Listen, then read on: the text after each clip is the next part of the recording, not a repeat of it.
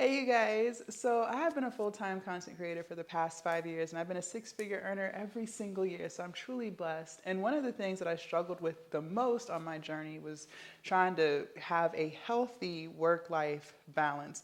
And I would always see people on social talking about how it's possible, you can do it. However, in my journey, I couldn't figure out how to really get it done or if it even really existed. And in this video, I want to share with you guys what I learned about work life balance. Does it exist? Is it a figment of our imaginations? All of the things. Before we get into the video, make sure you guys join my Glow Up Academy. The link is down below in the description. Learn how to create and sell your digital products. Learn how to have confidence to show up every single day. Learn how to build your audience and your platforms, and finally have the business you have been manifesting for years. Like I said, the link is down below, the Glow Up Academy, and I will see you in there. Okay, so work-life balance, does it even exist? No. Work-life balance does not exist. You are either going to be exceptional in your business or you're going to be exceptional in whatever other part of your life that is important to you. But you cannot be both. And for the longest time, I was trying to figure out how to be both, but you can't. Something is always going to get left behind. And one of the biggest things I learned, especially when you choose a business and something that you truly love to do, like you have a passion for it, you eat, sleep, and drink your business, you become so obsessed with your business to the point where most people might find it unhealthy. You don't feel that way, but a lot of people do. And I used to think that there was something wrong with me because I was so obsessed with my business, making better content, learning how to sell better, obsessing over how to grow my platforms, how to be a better creator. Like, I have truly become obsessed over these past 5 years with my business to the point where nothing else truly matters. Like, I don't have friends. I told you guys in multiple videos, I lost all of my friends, even though they weren't really friends, but people that I used to talk to, hang out with. I lost all of my friends when I first started my entrepreneurial journey just because we were on different paths. And at the time, I thought, oh my gosh, like, this is the worst thing ever. I'm all alone, whoop-de-whoop. But honestly, it was the best thing for me because it allowed me even more time to focus strictly on my business. And I think sometimes people think that work-life balance exists so that you can spend more time with your family or do this or that. But what you have to realize is, yeah, you can spend more time with your family, but just know that that time you could be spending into your business. And there's no right or wrong answer, okay? This is not a video to convince you to only focus on your business and not focus on anything else. This is just simply bringing light to the fact that something always ends up being sacrificed, right? In order to get something, you have to give up something, no matter what it is, right? You could be trying to lose weight. Well, in order to get the body of your dreams, you have to give up the junk food. You have to give up being lazy and not exercising. You have to give up the soda, right? It's always something you have to give up in order to get. And for me, in my journey, I had to give up relationships. I don't have girlies, okay?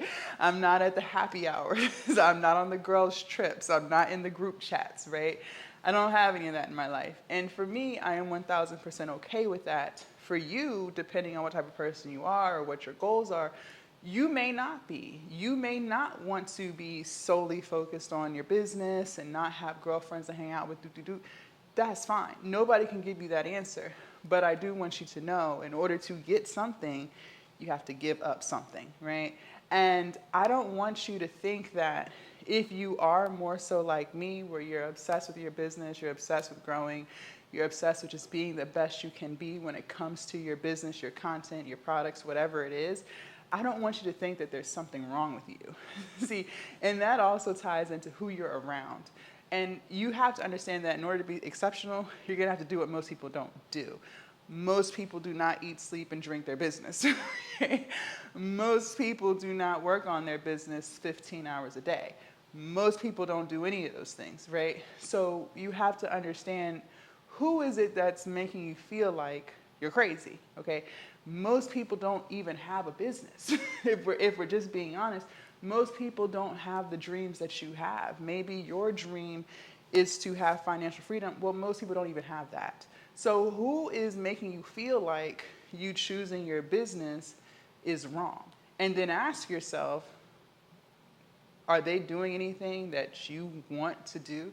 A lot of times we try to take the advice of other people, but the people that we're taking advice from, they're not even on the path of what we're trying to go, right? So sometimes you have to let their advice go in one ear and out the other, or you just don't associate with them at all. But to me, there's no such thing as work-life balance when it comes to your business and to relationships. Now, I'm not, like I said, I'm not sitting here saying you can't go hang out, do whatever, but how often are you truly doing that? Is it once a month? Is it once every couple of months? You know what I mean? And I think most successful entrepreneurs, including myself, will say that there's a lonely period. And I don't feel like I've actually gotten out of that lonely period yet. It's like, it's the period in your journey where you're doing better than the people who you've been around, but not well enough to the point where you can be around the millionaires yet, because you're not there. So it's this lonely period, and I can't wait till I get out of that lonely period where I am in rooms, in groups of people who are worth millions and millions of dollars. The only person I know in my personal life who is that is my mentor. And that's why I pay for her knowledge, right? Because I aspire to be like that. But she's the only person I know. And I don't really know her. I just, pay for mentorship. So there is a lonely period, but that lonely period that you have, that's where you develop. Like, so much about me over these past 5 years has completely changed, from the way I think about things, trying to find the positive, even in the most negative situations, developing who I am as a person, always committing to doing better. These past 6 months of running my coaching business, like really learning how to sell to people, learning how to talk to people through lives and get them to see that the product I have is something they need. That's something that I never really did. So doing this, my whole pitch has completely changed. The way I communicate, the way I connect with people, all of that has changed.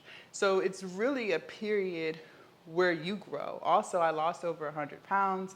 I no longer drink.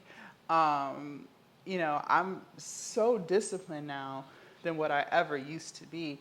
So I think that lonely period that you experience is necessary. You need that. In order to be in the rooms with the people who are worth millions of dollars, they already have those skill sets. They already went through their lonely period.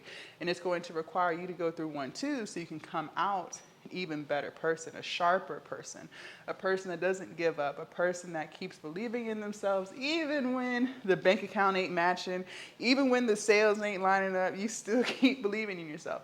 And for a lot of people that you're around, you may sound crazy. Like, there are people who may tell you it's time to let it go, give up on it, it's not working.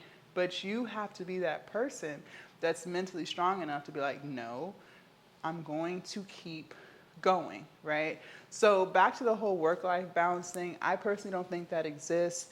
And again, people who do have work-life balance when it comes to their business, is their business at the point to where it's making millions and millions and millions of dollars, and they have so many employees that are helping them to where now they're more hands-off?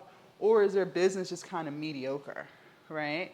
Again, you have to decide what's best for you. What kind of life do you want to live?